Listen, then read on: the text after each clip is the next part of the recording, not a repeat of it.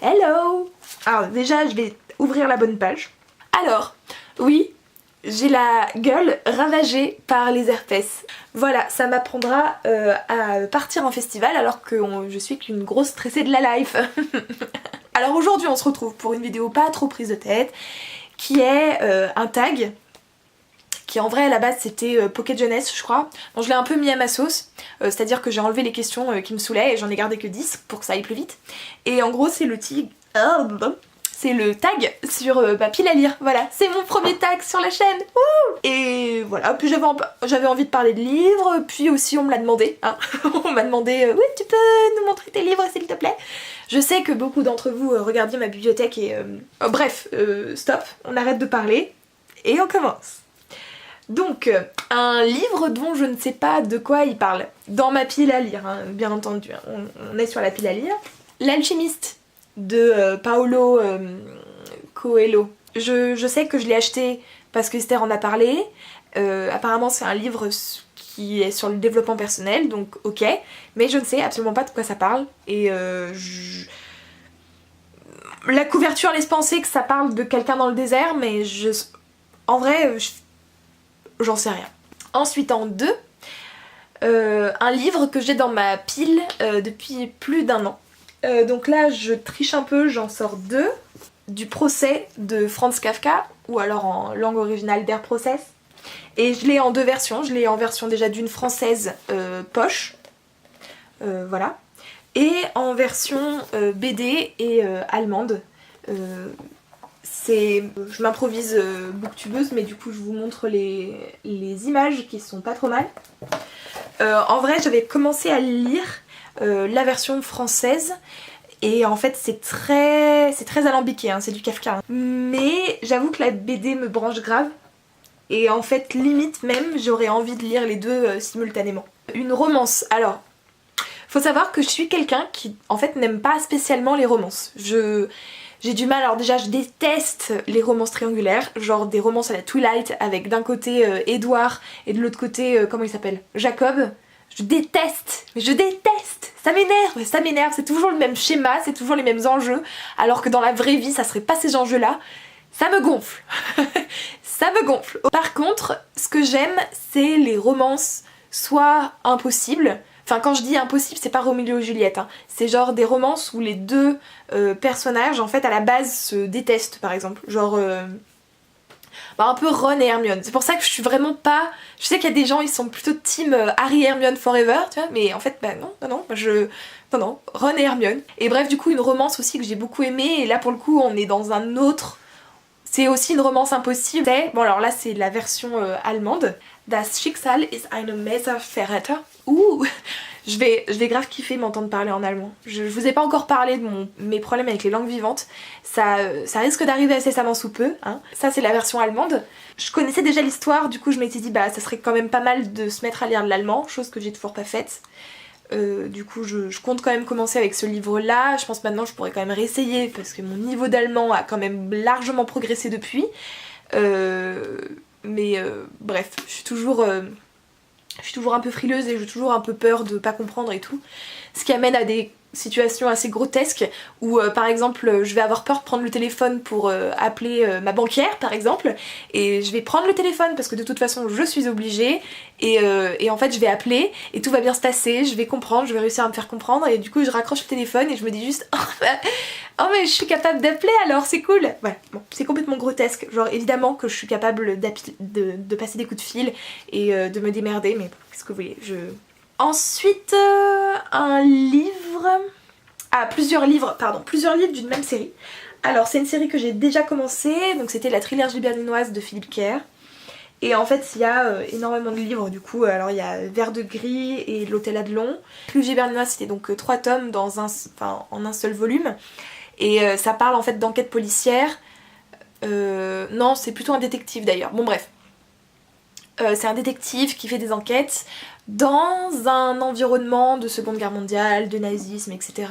Et ça joue pas mal avec l'histoire dans le sens où dans la trilogie berlinoise, il y a un tome qui se passe avant la guerre, un autre tome qui se passe pendant et un tome qui se passe après. C'est plutôt bien référencé, ça se passe à Berlin.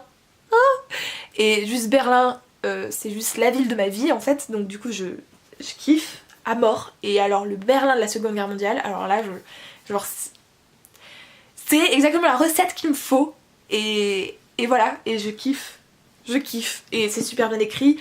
Le héros c'est un mec badass, c'est clair, mais c'est quand même un anti-héros, c'est-à-dire que c'est quelqu'un d'opportuniste, c'est quelqu'un qui a pas non plus une vision des autres super au top, mais tu sais que il est badass dans ton livre.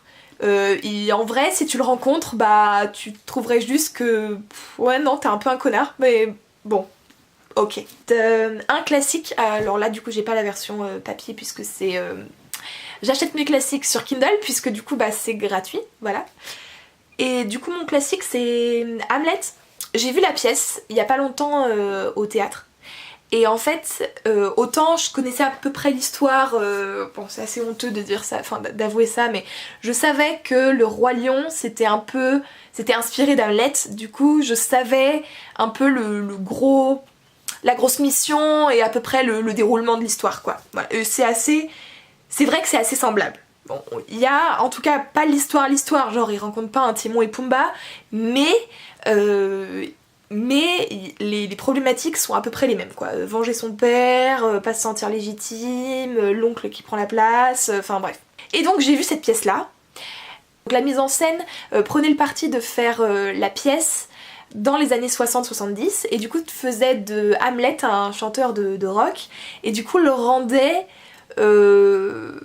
particulièrement... Je sais pas comment dire. Comment dire, on va dire qu'Hamlet m'a fait de l'effet. Voilà, je pensais pas, avoir ce genre de sentiment en allant au théâtre, mais je dois dire que l'acteur était particulièrement bon. Et en fait, je voyais pas Hamlet aussi badass en fait, et aussi torturé, et aussi voilà. Et du coup, je me suis dit bah ok, je veux lire le livre pour voir si c'est ça aussi, c'est un parti pris, ou si c'est la pièce qui veut ça à la base et que en fait c'est juste une retranscription fidèle en fait et que juste le metteur en scène et l'acteur sont juste excellents. Voilà, c'est pour ça que j'avais décidé de le lire. Et il est dans mon Kindle et il attend sagement. Un livre qui me fait très très très envie. Bon alors, je sais pas, est-ce que ça va vous étonner si je vous dis que je suis une grande fan d'Harry Potter? Je crois pas. Et du coup bah c'est tout naturellement que j'ai demandé le dernier Harry Potter. Je sais que c'est une pièce de théâtre, je sais que c'est une réécriture, je sais que c'est pas J.K. Rowling qui l'a écrit, je sais que par contre qu'elle est absolument d'accord avec ce qui se passe dedans. Voilà, je sais. Je sais, mais ça n'empêche pas que bah je trouve ça super cool. De plus, moi la pièce en fait ce qui m'a fait vraiment tilt c'est quand il a commencé à avoir toute cette espèce de polémique autour du fait que Hermione Granger était noire. Voilà, bon, moi c'est typiquement le genre de polémique qui me fait attendez les gars, on va remettre les choses en place. Du coup ouais, j'ai très envie de lire le livre, je l'ai toujours pas lu. Voilà. Bon là encore je l'ai demandé en français, hein, alors que j'aurais pu clairement le lire en anglais, mais bon. Bref, donc un livre dont j'ai oublié l'existence. Les Bienveillantes de Jonathan Little, c'est clairement le livre où j'ai oublié l'existence et je pense que c'est plutôt refoulé. C'est un souvenir refoulé. Je l'ai depuis extrêmement longtemps. En fait, j'ai commencé par lire La mort est mon métier de je ne sais plus quel auteur qui parle de la vie d'un SS. J'ai trop aimé. Je suis une grande passionnée de Seconde Guerre mondiale. C'est vraiment une période de l'histoire que j'aime beaucoup parce que en tout cas en Europe, parce que le reste je suis absolument pas calée, hein, mais en Europe, c'est une problématique que j'aime énormément et ce qui fait peut-être que j'aime bien Berlin du coup. Voilà. Mais j'avais lu ce livre et j'avais trop kiffé, j'avais aimé pour une fois me mettre du coup, genre essayer de comprendre en fait comment on arrive à là et comment on peut suivre une idéologie qui clairement est pas la tienne. Voilà, mais tu te laisses embrigader parce que c'est à peu près le cas dans le livre. Et en fait, dans ce livre-là, c'est ça, en pire. Et je me souviens, je l'ai lu, j'avais 18 ans, j'avais commencé à le lire à 18 ans. Je crois que j'ai dû aller jusqu'à une centaine de pages. Et en fait, à chaque fois, je me souviens, il se passait un truc, c'était hard, et je me disais, bah ça peut pas être plus hard que ça. Et en fait, 2 pages plus tard, t'avais une scène qui était encore plus hard, etc., etc. Et je suis arrivée du coup à la 100e page. Sur un livre qui en fait 1000, tu te dis juste, non, il fait pas 1000 pages. Il fait 1400 pages. Ok. Tu te dis, oh, ouais, à mon avis ça va être dur. Du coup je compte toujours le lire. Évidemment, il est dans ma pile à lire, donc c'est que je compte le lire. Mais je crois que c'est typiquement le genre de livre que tu lis pas avant de dormir. Un livre dont l'auteur commence par C. Donc là, heureusement qu'il y en avait 3, parce que en fait j'ai aucun livre d'auteur qui commence par C dans ma bibliothèque. Mais au moins ça me fait l'occasion de vous montrer celui-là. Votes for Women. Le sous-titre est Der Marsch der Suffragetten. Voilà, donc la marche des suffragettes. C'est en allemand. En fait, j'ai un copain merveilleux qui m'offre plein de super BD, à chaque fois en allemand. Voilà.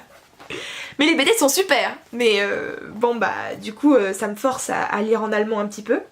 Les dessins... C'est pas mal, mais je suis pas non plus... Bah, je suis pas fan à 100%. Ensuite, le dernier livre que j'ai acheté... Je l'ai acheté. Je vous avais parlé dans mon dernier bilan culturel de Persépolis, j'avais vu le film et on m'avait clairement conseillé la BD. Ma petite soeur me l'avait aussi clairement conseillé en me disant ah non mais la BD faut que tu la lises genre direct. Et je l'ai trouvée, elle est en anglais. Donc moi comme ça, pareil, hein, je vais me mettre à lire, faut vraiment que je me mette à lire dans d'autres langues, ça me fera énormément progresser et je pense que j'en ai vraiment besoin. Alors, je vous renvoie à mon bilan culturel si vous voulez savoir de quoi ça parle et pourquoi il faut absolument le lire. Un livre qu'on m'a conseillé, donc c'est Les Fantômes de Gaunt, livre conseillé par Germain. Je vous mets les vidéos que j'ai faites avec lui, allez les voir si c'est pas déjà fait. C'est un livre qui m'a conseillé, en fait en vrai c'est une série, j'ai toujours pas lu, enfin j'ai commencé mais j'ai pas, je suis pas allée au-delà. Ça parle, alors c'est du... je ne saurais pas comment dire. C'est du fantasy, je dirais que c'est un peu un univers genre Star Wars, mais je pourrais dire une bêtise, donc prenez pas trop ça. Et ça parle surtout de guerre en fait, et de combat, mais apparemment ça parle pas que de ça, enfin bref il paraît que c'est génial. Donc je tiens à essayer, parce que généralement je fais plutôt confiance aux conseils de Germain. Je vais m'arrêter là pour cette vidéo, sinon entre temps, je suis en train de lire Le cœur des femmes de Martin Winkler, c'est juste trop bien, genre je pensais pas ressentir autant d'émotions sur un livre, c'est trop bien, je vous le conseille, vraiment si vous l'avez jamais lu, je vous le conseille à 100%, c'est trop bien. Voilà, Martin Winkler de toute façon c'est souvent très bien en termes d'écriture sur les femmes, sur la gynécologie et la médecine. C'est de très bonne qualité, c'est très bien renseigné évidemment, hein, et c'est très militant. Sur ce, je vais vous laisser, voilà, suffisamment parlé pour aujourd'hui. Excusez pour, je sais pas, peut-être pour un réglage encore qui est pas tout à fait ça, ou parce que je suis un peu aujourd'hui et tout. C'est normal, c'est normal, ne vous inquiétez pas, je vais bien. Et je vous dis à la prochaine, donc ça sera mardi pour une prochaine vidéo sur le thème de l'école, il en reste plus que 2. Donc ne les ratez pas. Oui, alors je sais qu'on va me faire la reproche dans les commentaires certainement. Oui, j'ai regardé le retour écran. Oui, je suis désolée. Oui, j'essaye. Normalement je le cache le retour écran pour éviter de regarder dedans. Je m'entraîne. Je suis avec ma nouvelle caméra. Je suis juste trop contente et voilà. Bon, et j'arrête ça tout de suite parce que franchement ça commence à devenir n'importe quoi. Bon, je vous souhaite un bon week-end et je vous dis à la prochaine. Ciao.